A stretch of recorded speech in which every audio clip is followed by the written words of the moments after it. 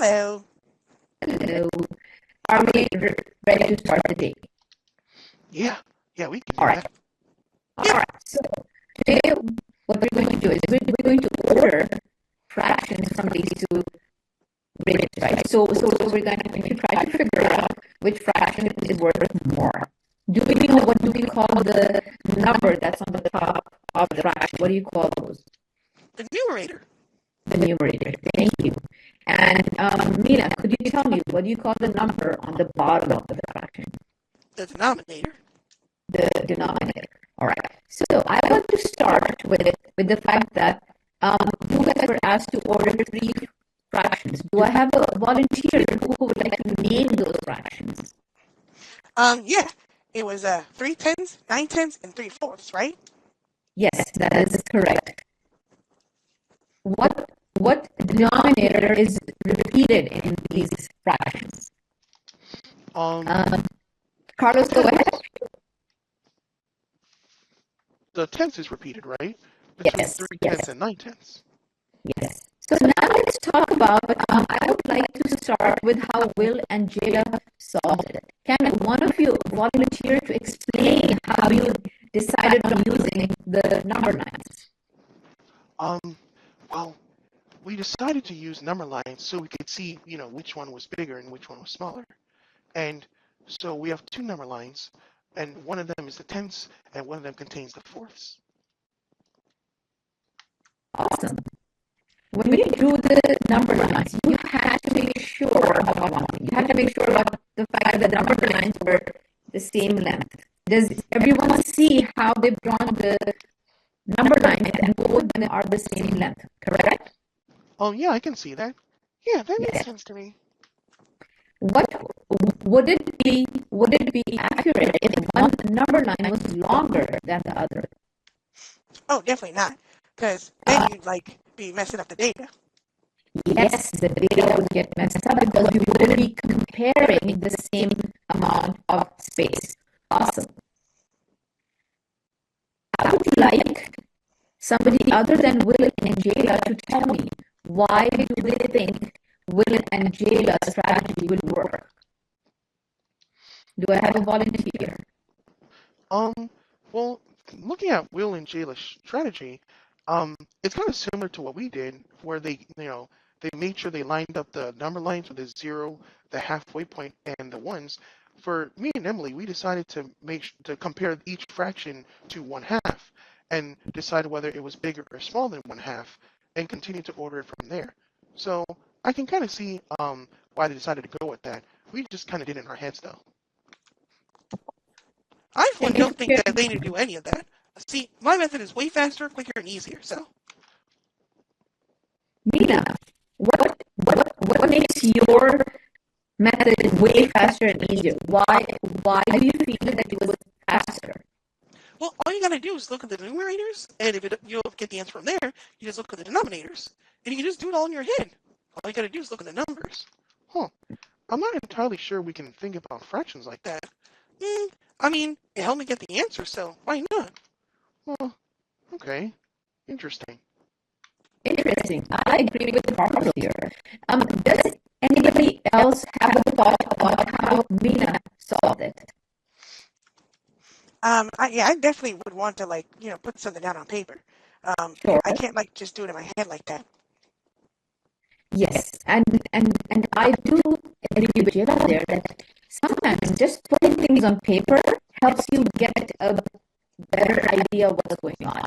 So, Mina, I would like you to think of something. You know how I was saying that I can just look at the numerators, right? Now, I want you to imagine two pizzas, right? One of them is split into halves, and one of them is split into fourths. I do like pizza. Yeah, so it's even better then, right? So imagine one pizza split into halves, and one pizza split into fourths. So would you like to have one piece out of the pizza split in halves, or one piece out of the pizza split in fourths? Well, isn't 4 more than half? 4 is more than 2. But I want you to look at my picture. Can you see my paper? Yeah, I can see that. So you see, here is my pizza split into two equal parts. Here is my pizza split up into four equal parts. So when I split it up into four equal parts, what happened to the size of each part? The sizes got smaller, right? Yeah. So if it got smaller, so now I'm asking you, would you like one piece from this pizza or one slice from this pizza? Which one would you pick? I guess I'd go with the one that was split in half, right? Because I get more Yeah, pizza. yeah, awesome. That's what I wanted to hear because you're getting more pizza because when you split it up into two equal parts, there was more pizza available to you in every part. I want you all to think of another thing. Anyone here like cake? I like cake. Yeah, me too. Same here. All right. Now imagine Carlos has cake and he's sharing it with Emily. All right. And they have split it up equally amongst themselves. And then Jayla walks in and they're going to share it with Jayla. So now they have to split it up into three equal parts, correct? Yeah, okay. So did each one of the students, did you guys get a smaller piece than you would have got before Jayla joined in? Yeah, because there's more people, right? So we got to There's more split it into people. more smaller pieces. Absolutely. And now, just about exactly at the time that you're about to cut the cake into three equal parts, Will and Nina walk in. So now you have to split it up into five equal parts. So does everybody get an even smaller piece? Yeah, that's true. So as your denominator increases, the size of each part decreases. How does that sound? Yeah, that makes sense to me. Yeah, same here. Mina, is that working for you? I think it's starting to kind of make sense. Yeah. All right. So I want to look at Emily and Carlos's way of ordering the fractions, and then we will come back to finish our discussion. All right. So Emily and Carlos, just like Carlos mentioned it earlier, you guys compared it with 1/2. You get to compare each fraction to 1/2. What made you pick 1/2? Well, we actually did two things, and comparing it to 1/2 was just the first thing we did. And so, first we compared it to 1/2, and when we did that, it was easy to see which fraction belonged on each side. And since only one of them was less than 1/2, we knew it had to be the smallest. Awesome. I like how you guys thought this through. Awesome. Now, there's another way of thinking along this, right? So just like you compared it with 1/2, I've seen people compare it with 1/2, right? How much bigger or how much smaller it is compared to 1/2. But would that help us in this case? Um, I mean, they're all smaller than the whole, right? Yes, they're all smaller than a whole. I mean, I guess you could kind of use the whole, like, if you compare, like, how close or how far away it is from the whole. Awesome. That was a really, really nice observation. So you could still have used 1/2, but in this case, you would just compare how far or how close each of those fractions is to a whole. Using benchmark fraction 1/2 is a better way of doing it. It's more efficient. Okay, cool. Do we understand the term efficient? That's like the best way to do something, right? Yes, it's the best way because it's the quickest and gives you the accurate answer.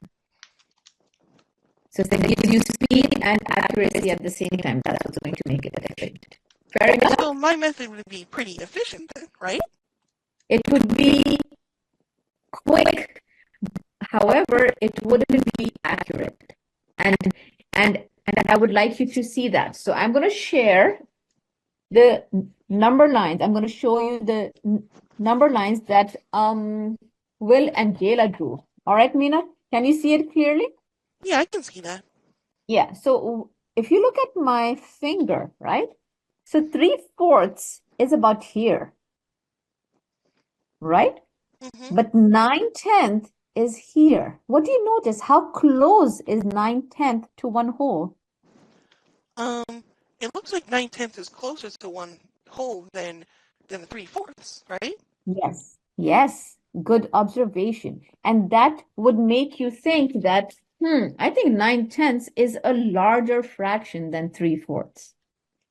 Well, I mean, 9/10, I got that 9/10 was the biggest using my method. So, like, yes, I can see on the number line, like, why it's that way, but I don't see why my method's still wrong, though. here. So now that we see 9/10 is right here, where is 3/10? It's all the way on the left, right? All the way on the left, right? And do you notice which fraction is closer to one whole here? Is it 3/10 or 3/4? Um, 3/10? 3/10 is closer to one whole? Let me just make this darker. Maybe it's not that clear. Let's try now. So this is 3/10 and this is 3/4. What do you notice about the size of the lines showing 3/10 and 3/4? Oh, so 3/4 is the one that's closer to the whole. Yes. 3/4 is the one that's closer to one whole. So 3/4 is a larger fraction. Okay, I think I kind of see that. Yeah, so I'll put it in a different way. So if you really like pizza, Mm-hmm. right? Imagine a pizza pie split up into fourths, which is 4 equal parts. And then imagine a pizza pie split up into 10 equal parts. Mm-hmm. And I say, Mina, you could only have 3 slices from a pizza pie of your choice. Which one would you choose? Um, so before you said if we cut it into like, I guess you'd have to cut one pizza into 10 pieces and one into Yeah. 4 pieces. And I can have Mm-hmm. 3 pieces, right? Yes, you can have 3 from any. Hmm. Um, oh, well, looking at the drawing you showed, I guess I take option 2. Yes, you would prefer to have 3/4 of a pizza because you like pizza and you want to eat more of it. Mm-hmm. Because 3/10 from pizza 1 would be much less. Okay, I think I'm starting to understand now. All right. So when it comes to fractions, right? If the numerator is the same, you need to look at the denominator. The larger denominator means that each part is smaller and smaller. And the smaller the denominator means your pizza was cut up into fewer parts, which means each part is bigger. Yeah, the pizza example is very helpful. Yeah. All right. Does anybody want to repeat what I said about the denominator being smaller, giving us a larger fraction? So like if we compare the two pieces, like you said, like we cut one up into tenths and one up into fourths. The pieces, kind of like what we did with the missing pieces, the fourths are going to be bigger than the pieces from the tenths. So if you were to choose one, like you said, you want to choose one from the fourths because you have a bigger piece. So that's how we know that 3/10 is smaller than um, 3/4 because the pieces that are broken up into are smaller than the pieces the fourths are broken up into, right? That is correct. Awesome. Well Oh, done, that's kind of friends. like how like on our number line, we have to Mhm. divide the pieces, the lines into equal parts, so you get the correct answer. Absolutely. So whether you use number lines or you use pizzas or circles, right? You're still reaching the same conclusion. We're still reaching the same conclusion that 3/10 would be much less than 3/4. Anybody have anything to add to this discussion? Jayla, you've been awfully quiet. What's going on through your mind? Oh, I like pizza, and I'm thinking about the pizza. But You're I agree thinking with about the everything. pizza. Yeah, but I agree with everything said here. That makes sense to me. All right. So our Now, answer is correct, right? The 3/10 yes, is less than 3/4, which is less than 9/10, right? yes. 3/10 is less than 3/4, which is less than 9/10 is the correct answer. Cool.